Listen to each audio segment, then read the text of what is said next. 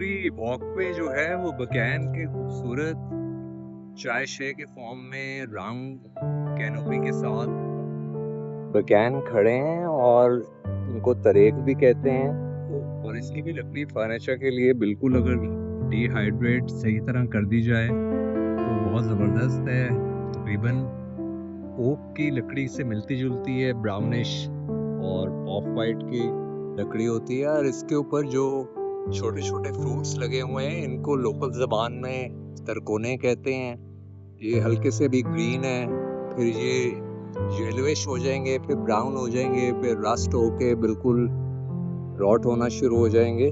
तो इसका scientific name जो है वो मीलिया हैज़र द रैफ्ट है। हैज़र द रैफ्ट शायद मैंने पहले भी जिक्र किया हुआ है। नीम ट्री के लिहाज से एक पर्शियन वर्ड से निकला है जिसका मतलब होता है एक आज़ाद नोबल दरख्त।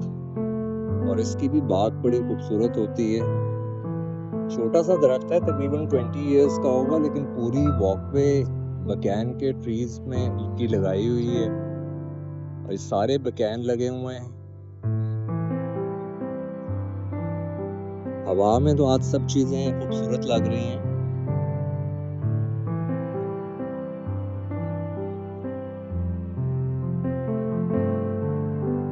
तो बड़ा आर्टिस्टिक सा कोई दरख्त मैं देख रहा हूँ जिसकी तरफ जाया जाए, उसके ट्रंक की तरफ।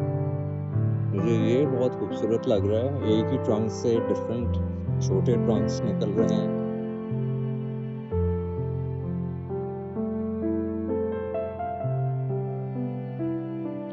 तो इस पे भी बहुत डिटेल रिव्यू, इसके मेडिसिनल एस्पेक्ट्स भी बहुत ज़्यादा हैं बकैन ट्री के अंदर, तो वो भी मैं बिल्कुल जिक्र करूँगा।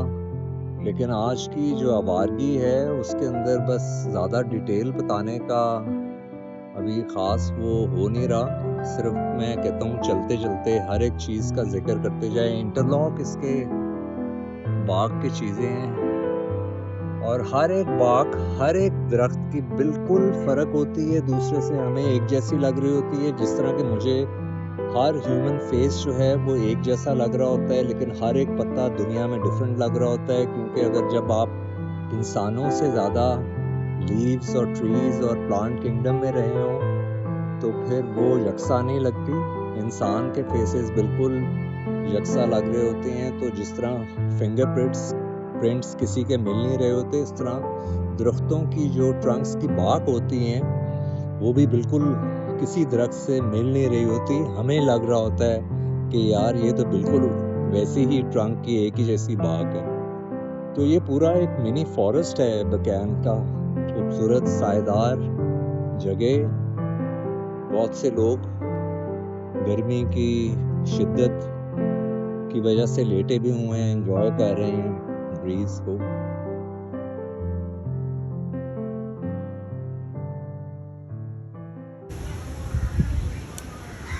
तो ये छोटे छोटे जो फ्रूट्स आप देख रहे हैं ये गाब ट्री के हैं और इसके लीव्स भी बहुत खूबसूरत समझ में आ रहे हैं। और इनके जो नए स्प्राउट्स हैं वो ब्रिक रेड ऑरेंजिश टाइप के निकलते हैं। और जो गाब है वो बेसिकली उसका जो साइंटिफिक नेम होता है वो डियोस्पायरोस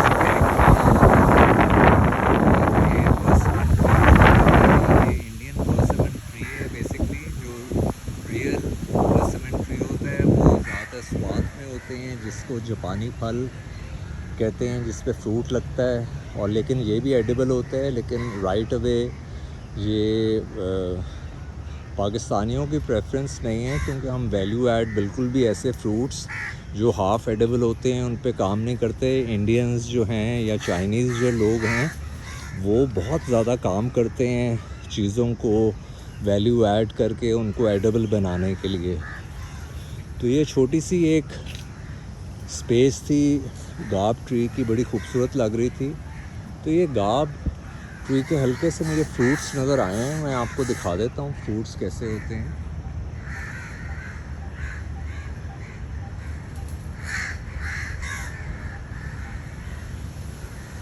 तो बिल्कुल जिस तरह